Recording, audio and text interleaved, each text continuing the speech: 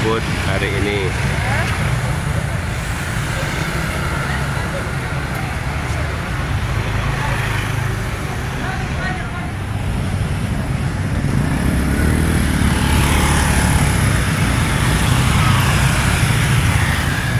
Selain ada lembu ungu, ada juga lembu hitam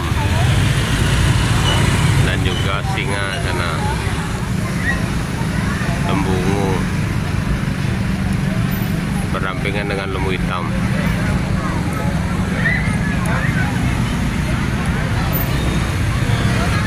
Mungkin ada pengiring mungkin.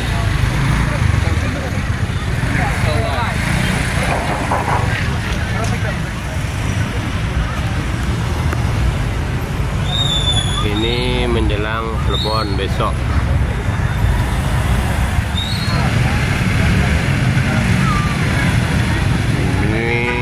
Lembu ungunya berdampingan dengan lembu hitam di sini.